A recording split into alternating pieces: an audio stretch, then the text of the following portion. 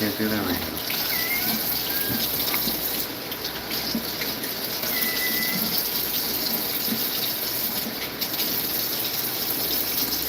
Oh, that's so sweet.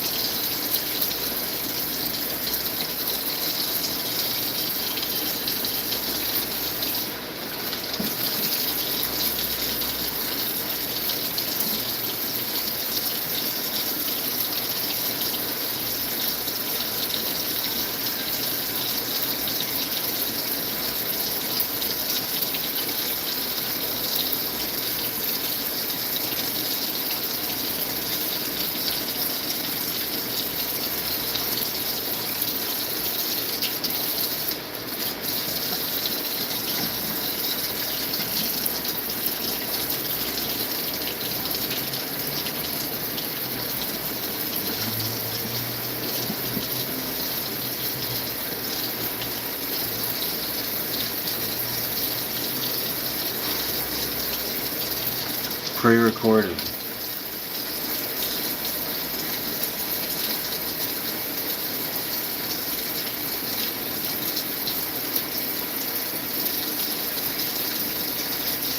was gonna say the time.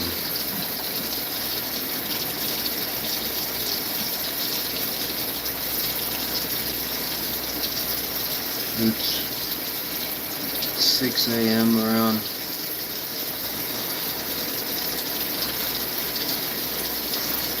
Hawaii time. It's 6:30.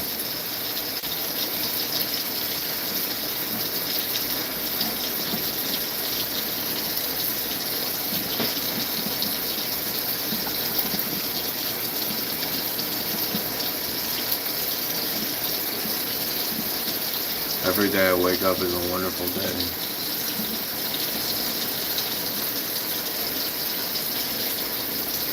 You should jump out of bed like you just won the lottery every day.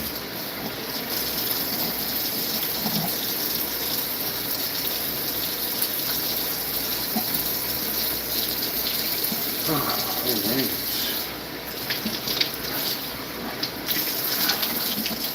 Good. Rough right there.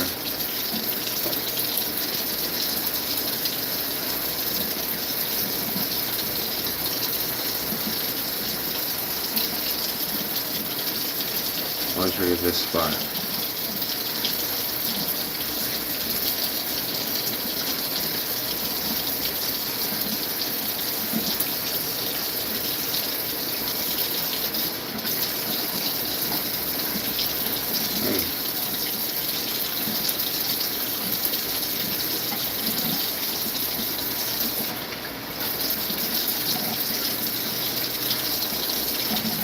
My comb over.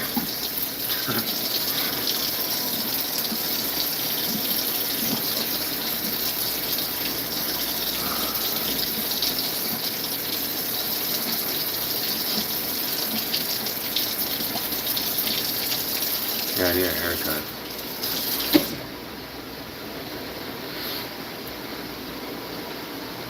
You know, baldness doesn't run in my family. Maybe. Whoa, I've just been stressed.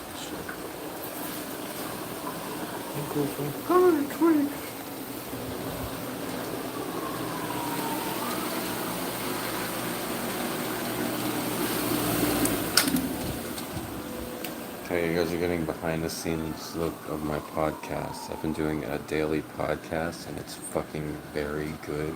But there's, you guys would know, but there's people that downvote everything, report everything, but they're really afraid of me getting it out there because I'm using like a nice microphone and I'm very good at speaking. So my haters, you maybe friends of yours, they have been just going attacking full force.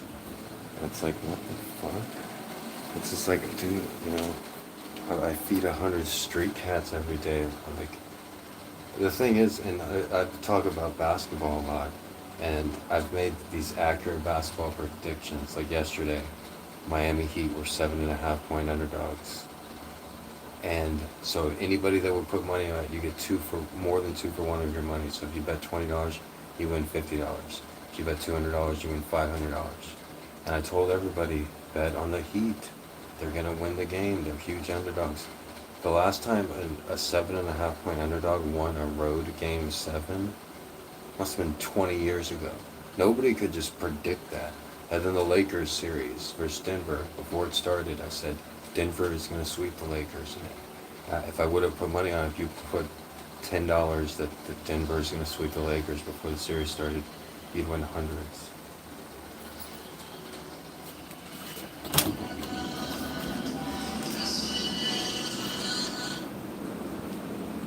So the predictions can't get any better. But anyways, I'm not talking to anybody here. You guys aren't my friends. I shouldn't be even, giving you any information. It's okay, honey.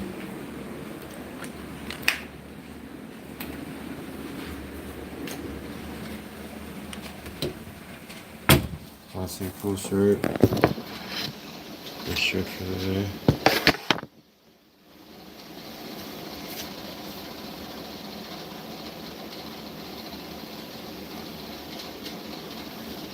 Gut. Fuck you. I had a 6-pack up until I was 8 years old. I drink sodas now a lot.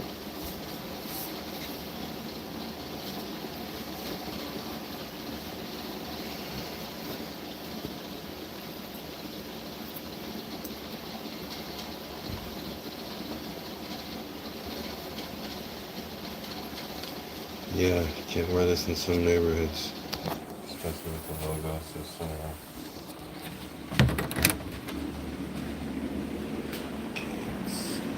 it's okay, I love you.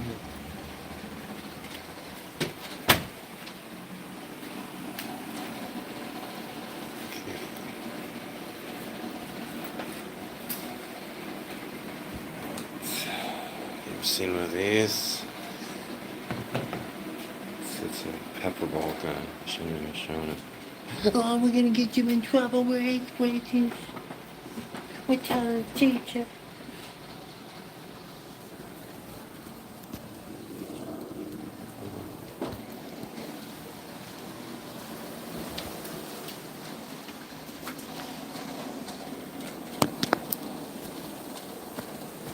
Teacher, Mr.G.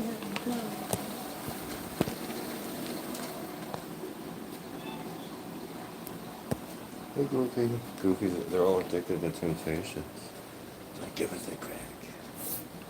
I didn't give them Temptations for years because of that. So it turns them into crack pipes.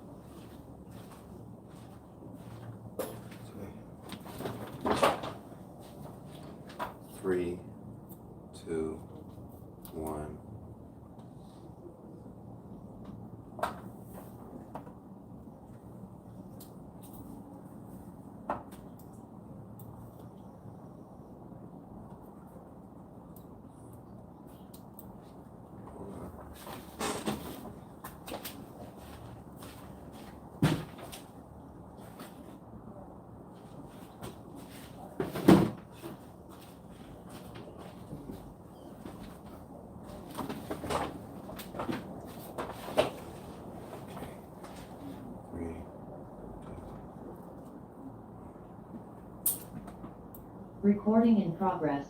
Aloha, welcome to the Mr.G podcast. This is episode 15. First and foremost, I want to congratulate the Miami Heat for winning the Eastern Conference Championship last night on the road in Game 7 in the TD Garden in Boston against a very talented Celtics team that finished with the second best record in the Eastern Conference and one of the best records in the league. Miami was the 8th seed. They barely made it into the playoffs. They're only the second number 8 seed in NBA history to make it to the playoffs. They were 7.5-point underdogs yesterday. And if any of you listened to yesterday's podcast, I told everybody, bet on the Miami Heat, bet on the money line. If I had money, I would bet on the Miami Heat because they will win this Game 7. Not many people could have predicted that. The last time a road team has won a Game 7 being a 7.5-point underdog, look that up. That must have been years ago, maybe 10 or 20 years ago. I know what I'm talking about. You know, I can't be any more accurate. Before the Lakers-Denver series in the Western Conference Finals, I said Denver was going to sweep the Lakers. I told you I was pretty sure about it. And what ended up happening? Denver swept the Lakers. If somebody would have wagered $100 before the series started and listened to me, and said, oh, let's see if Mr.G's right, and wagered $100 that the Denver Nuggets would sweep the Los Angeles Lakers, guess what? That $100 would have made them a couple $1,000s, a few $1,000s. Not many people, nobody I've met really is that accurate on betting on sports, but I am that accurate betting on basketball. I've been doing it for over 20 years. I'm not doing it this year because I'm broke. I was tempted to take my rent money yesterday and put it on the Miami Heat. And if that would have happened, then I would have had money for, the cat operation. But you never know. Maybe if I would have put the money on the Heat, then maybe they wouldn't have won for some reason. Maybe that form of the Matrix in my reality would have changed things. I don't know. But the fact of the matter is they did win. And a lot of times I've seen that when I'm certain about a game and I don't put money on it because I don't have money. I've spent most of my life without money. I've spent a good majority of my life, years of it, homeless. But if you want to make fun of that, the same person making fun of that, I'm also much more well educated and much more skilled at speaking and communicating than the person that wants to make fun of me for being homeless. Also, with that being said, MVP of the Eastern Conference Finals, Jimmy Butler, superstar legend, he also used to be homeless as well. And I'll do a podcast about it coming up here, but you'd be surprised about the number of celebrities that used to be homeless too. Like I said, I can't get any more accurate with my predictions, and that goes back to the beginning of the fucking playoffs. You asked who do I think was going to be in the Western Conference Finals? Denver and LA, and Denver was going to win. Almost every series, and they say if you can bet 60% in sports, then you can be rich. Now, I've always, held that quote at heart because I always bet 60%. But I'm not rich, and one reason is you need money to win money. There have been a lot of seasons where I would bet $2 a game, and so I won $4. You need money to make money, and so even though I've had lots of success betting on basketball, I've also lost a lot of that money betting on football. But I don't bet on football very much often. The majority of all the bets I've made, 95% of them have been NBA basketball. And I've lost money on cards, betting on online poker. The season that the Spurs won the championship in 2005 was my most successful season betting on basketball, and half my winnings I lost on online poker within 48 hours. And so that's why the house always has an advantage, and except in sport betting, they have the smallest advantage in sport betting. And in blackjack too. I can win money in blackjack. I have a winning record in blackjack. But yeah, like I said, congratulations to the Boston Celtics. They either way, win or loss, they were going to go down in history as one of the only number 8 seeds to make it to the NBA Finals, or the first team to blow a 3-0 series lead. And they didn't just win against the Celtics. They blew the Celtics out and led from basically start to finish. They were the much better team. And Martin, a player I'm not familiar with, must have 7 or 8 threes, But Boston also played terribly. They started off 1 for 10 on 3-pointers, no, 1 for 13 on 3-point shots. And their two supposed superstars played poorly with, 12, 15 turnovers between them, and just not good games. And so yeah, congratulations to Jimmy Butler, Bam Adebayo. Duncan Robinson had a great game last night. He's one of my favorite players, being a Spurs fan, and he's just like a normal dude that just like has found his niche in the NBA. So he also has a podcast too. I've seen clips of his podcast. It's pretty good. But it was a great game. I didn't actually watch the game. I listened to it while I, did some repair work. Sometimes I don't watch the big games, like Game 7, because everybody's watching it, and I don't want to see the commercials, and I want like a different experience. So I did some scrubbing on the walls in the bedroom, and I did a lot of like deep cleaning while I listened to the game on the radio, old-fashioned style. But I also didn't like cheer like I did in Game 6. In Game 6, I was cheering and like saying, "Do it, Jimmy Butler, do it for every homeless person," But this one, I was more humble, and like even though they were up a lot and it was looking good, though, just even into the start of the third quarter, I still kept my humility and didn't like jump and yell but overall, and that's what you want to do in life, and I think you have the best outcomes, win or loss, with that stoic mentality.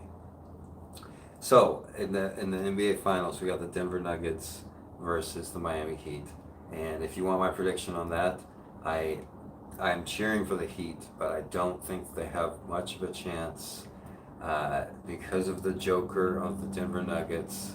They don't really have anybody that can guard him. Kevin Love is coming off the bench. I haven't seen Kevin Love play in a couple years. Bam Adebayo is like maybe 6 inches shorter than Jokic. So I don't really know what they're going to do, but they have a great coach with Eric Spoelstra, and Eric Spoelstra is a really great defensive coach. And you never know what can happen. They have to play the games. There could be an injury, there could be an upset, there could be a pandemic, there could be a number of things that happen that could prevent,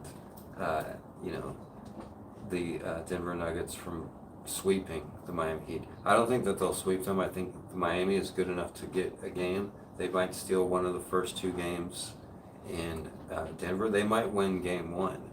If I was to bet on Miami in any game, I would take the Heat in Game 1, because having like a week or more than a week off like the Denver Nuggets, and a lot of times they'll start off cold, no pun intended, Denver. But Denver might start off cold, and Miami is just fresh off a 7-game series, 2 7-game series, because they went 7 games with Philadelphia too, I believe. But a lot of times in basketball, even the much better team having that break off, it takes a little while to get back into it. So the wisest bet, they might get their shit together by the second half, the Denver Nuggets. So if I was to bet, I would bet the Heat in Game 1 to quarter, or to win, like to be up at halftime. Halftime, it would probably be close, and I'd say the Heat might be up by a couple points for Game 1. But like I said, they have to play the games. You never know. 121 teams have fallen down 0-3, like the Boston Celtics did against the Miami Heat before they went to Game 7, where the Celtics were favored by 7.5 points. And now they thought that the Celtics would be the first team to break that curse in the NBA. But now 122 teams that have fallen down 0-3 have lost. So no team has ever come back after falling down 0-3. And that's an interesting thing in sports. The NBA Finals, we have Lakers, Celtics. I mean, everybody thought it was going to be Lakers, Celtics. They made it to the conference finals. Normally, if the Lakers or the Celtics are in the conference finals, they're going to make the NBA Finals. But not this year. This year, we have new teams. And if you look at it, the Denver Nuggets have not even been to the NBA Finals in 50 years, almost, like 48, 49 years. And teams like the Lakers or the Celtics. The Lakers have been to the NBA Finals 32 times. The Denver Nuggets have never been there. Give them a shot. Let's see what's going on in Denver. They're going to be hosting their first ever NBA Finals game on Thursday. Miami, they previously did not make it to the NBA Finals until 2006 with Dwayne Wade and Shaquille O'Neal, and that changed their whole culture as well. All right, with that being said, let's go ahead and talk about, I stopped on the 2006 NBA Finals, so the 2007 NBA Finals. That was my first year at the University of Texas, and the Spurs won the championship in the 2007 NBA Finals. I was working at like this University of Texas like calling center where like students get like a work credit, but it was one of the worst jobs I've ever had or experienced, because the kids there were just pieces of shit that have never worked a job in their life, and they did not know how to conduct themselves in a fucking office environment. But that was LeBron James was doing really well that year. He might have won MVP in 2007, but he led his team to the NBA Finals where they were swept by the San Antonio Spurs. And I see something similar this year. I see the Denver Nuggets just being totally a better team than the Miami Heat. Gabe Vincent played incredible yesterday, but he's not the type of player that does that every game. Jimmy Butler has a bad game here and there.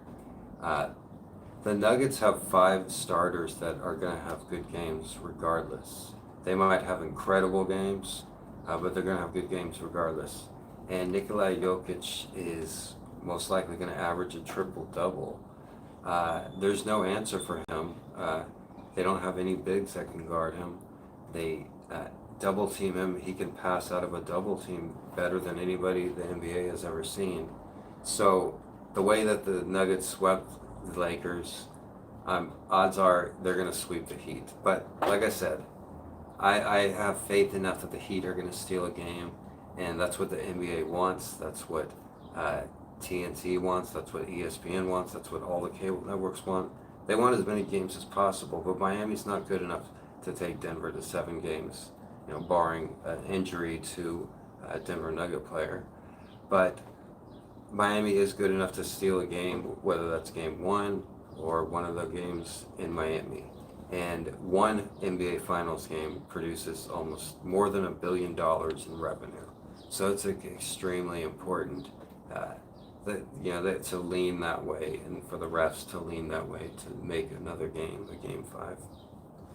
However, sometimes you get a team that's just so good, and they might be from a small market like San Antonio in 2005, where they swept Cleveland. Cleveland would have loved to have gotten a game in that series in the 2007 NBA Finals, the San Antonio Spurs versus the Cleveland Cavaliers. Cleveland got swept by the Spurs. Cleveland would have loved to have stolen a game in that series, and I believe they came close, but just how Miami was the better team than Boston, Denver can toy with Miami. Denver can let Miami even get ahead a little bit, but being the better team in basketball, you can always clamp down in the third, fourth quarter, get your defense going, especially when you're on the road, clamp down, get the crowd out of it, and if you're the better team, you'll win from start to finish. The better team is going to go up 3-0, and that's what Miami did against Boston. Then they lost 3 games in a row. They're a young team. They're an inexperienced team. They're a rebel rouser team, I would call them. They got nothing to lose. They're playing on house money. They're like, fuck it, we're the 8th seed. We're in the NBA Finals, motherfucker. We ain't got no superstars. We just won the East. How many times have people doubted Jimmy Butler? And he just takes that criticism, and nobody's going to criticize him anymore. He's on the biggest stage he's ever been in his life. And from sleeping in a laundromat, being homeless, to being the man, the guy in the NBA Finals. The biggest superstar in the NBA Finals this year is Jimmy Butler, no doubt. And he's got the swag. to prove it too. One thing about game 7 last night, if you look at the press conference from game 6, and I talk about it in yesterday's podcast, 90% of communication is nonverbal communication. But if you watch that press conference and you look at the mannerisms of Coach Spoelstra and of Jimmy Butler and what they say, and Jimmy Butler is calm, he's not upset, he's not anxious, he's calm, and he even says under his breath, like, the reporter's like, are you going to game 7? That's going to be very tough to win in Boston in game 7. You're going to be big underdogs. You let this slip away in game 6. How does it feel? Are you feeling a lot emotionally? And he's like, no, it's okay. It's basketball. That's why I love the game. It was a great game. It's a legendary game. And I know it's a tough place to play in game 7, but we're a good team, and we'll prove that, and we'll win. And he said that like under his breath. He's like, we'll win. Yeah. And not many people caught that, and the media didn't caught that, but Jimmy Butler during the press conference, he's like, yeah, it's a tough place to play, but we're a good team, and we'll win. And I caught that, and I was like, yeah, you will. And that was pretty awesome. Like I said, it's legendary. That's why basketball is my favorite sport. That's why I love it, for moments like that. And since there's so many side stories, like I said, Jimmy Butler was abandoned by his parents. I was also abandoned by my parents, and Jimmy Butler had to sleep in a laundromat. I also had to sleep in a laundromat. I'm not a professional NBA basketball player though, and I don't know what the fuck I am. If you ask me what do you do for a living, we're gonna maybe start fighting. I'll be like, what the fuck, you talking shit? If that kid comes up to me, hey, what do you do for a living? I shit, I eat, I feed cats. What do I do for a living? You know, I guess I've sticked with writer, and if you look at most of my TikTok videos on my main TikTok page, it's writer, a writer in Hawaii. This podcasting, though, it's something I'm good at. It's something I'm talented. There's not getting any views, and I can't be more accurate with my predictions. If I was a fucking time traveler and came here from the future knowing who's going to win these NBA games, and I'm like in this apartment, and I'm like, oh shit, I know the results of the games, but I don't, for some reason the time traveler doesn't have money. Well, which is understandable, because what if he didn't have money before he got in the time machine? You know? You need money to make money, even if you're a fucking time traveler. So the time traveler would be in the same position as me. He'd be trying to tell people, hey, guys, I know who's going to win the game. Listen to my podcast. Look at my tweets. I was right about this. I was right about every single game. Bet money on this. You know, I'm telling you, easy money to make. The Lakers are going to get swept. The fucking Heat are going to win a tough game on the road. You know, they're going to make it to the NBA Finals. I was right about all of this. And if I was a freaking time traveler still, I'd be like, you fuckers are stupid. And then it's just like, oh, like the sheep. I'm like, oh, well, you don't have many likes or viewers, so you're wrong. Because that's everything. Likes and viewers, that's how you equalize a person. That's how you rate a person. That's how you, that's how a person is judged, because how many likes they have. Like, what the fuck? Like, I've had a team of fucking haters on me for 5 years now, just because like they saw me hang out with some toxic racist live streamer and just downvoting every video, reporting every video. And now that I've been doing these podcasts, the haters are like, ah, he sounds good. Ah, what are we gonna do? Light his house on fire. Ah. Basically, it's what they're doing. Like, it's like, what the fuck? Yeah, I sound good. Deal with it. It has nothing to do with your life. It has nothing to do with your life. Stop fucking hating. You know, I've had a hard fucking life. So let me fucking do what I'm fucking good at. Don't fucking downvote cat feeding videos. Especially if they're fucking well made. Don't downvote my podcast. Especially if I know what the fuck I'm talking about. Was I wrong about my bet predictions? No, I wasn't. It's fucking objective. It's 2 + 2 = 4. I was right about every fucking betting prediction that I made. Look at my tweets. Look at the earlier podcasts. Are you going to say that I wasn't right? Are you going to say that I don't sound good? Are you going to say my voice does not sound good? So the thousands of fuckers that have told me my whole life that I sound great on a microphone, they were lying? Huh? Because you downvoted my videos, right? Because I post a little clip of my podcast on YouTube. It gets 400 views and 0 likes. And then the next video, 400 views, 0 likes. The next video, 403 views, 3 likes. Next video, 405 views, 5 likes. Oh, what does that tell you? Oh, well, I guess people not liking your video because they don't like you, Mr.G. Nobody likes a tall, smart, handsome guy. No, we like short, dumb retards who live in their mommy's basement. That's what we like. That's what all the ladies want. They want the guys who watch Professor Westerling. Right? No, that's not what people want. They want to hear somebody like me. They want to hear a voice like this. Are you listening to the sound of my voice? Are you listening to the audio of this podcast? Well, reach out to me. Tell me where you're listening to.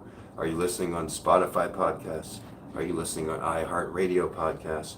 Are you listening on Apple podcasts? Full episodes are uploaded on YouTube and Twitter. Is that where most people are watching it? But yeah, do you hear the sound of my voice? What does it sound like? Does it sound good? Does it sound bad? It's a rhetorical fucking question. All right? Like, what else am I supposed to do? Can I be any? I can't be more accurate on my predictions. I can't be more knowledgeable. You're not going to find somebody that can talk as well as I can. You're not going to barely find somebody that's as smart as I am. So what the fuck? Like, it's like these fuckers are fucking like online fucking hacker. Like have some dignity, dude. Have some fucking dignity. Like, go live your life. I wish you the most success, just like the fucking haters that live in this building. I wish you the most success, but I never want to fucking see you again. Ever. If I ever see you again, it's too soon. Why?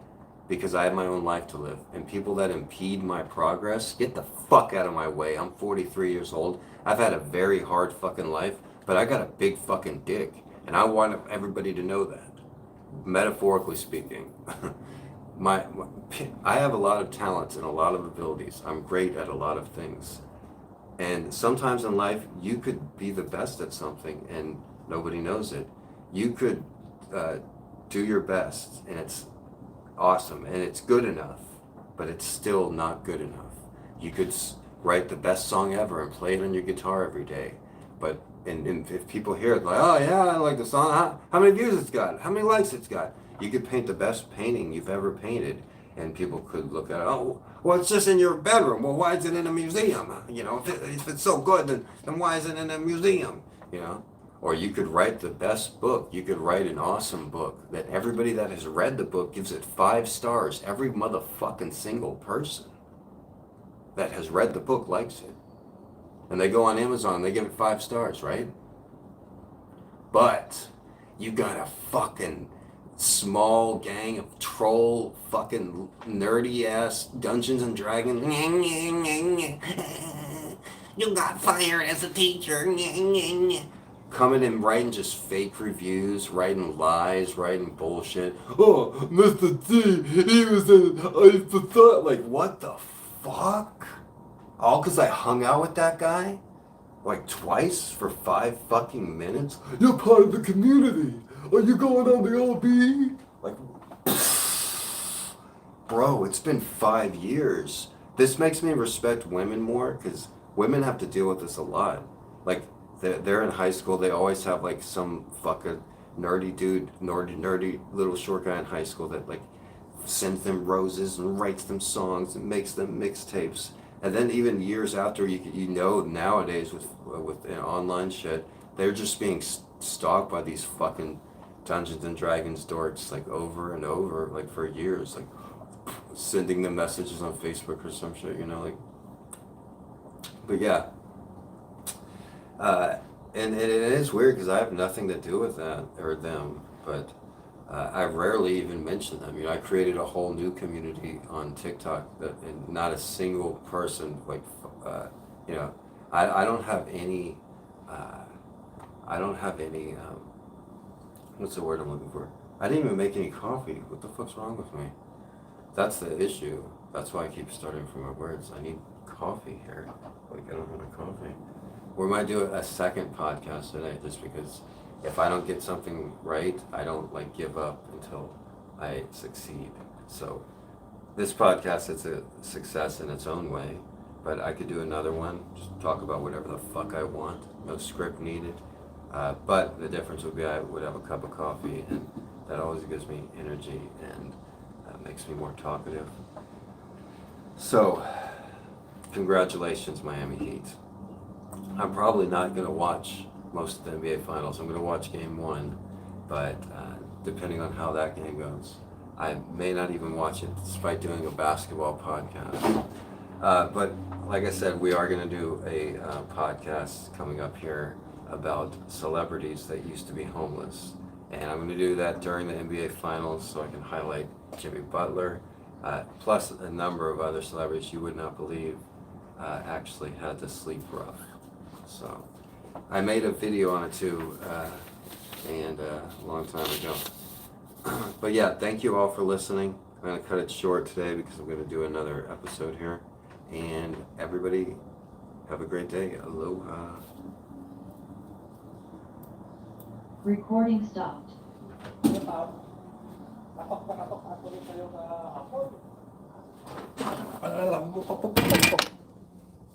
It's okay, sweetie. We stand outside and yell in foreign language. What is he doing in there? What is he doing in there?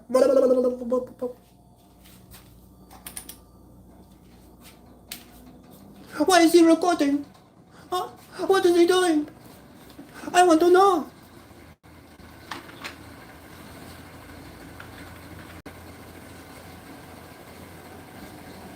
Oh, 2 likes. Good luck with that, dude.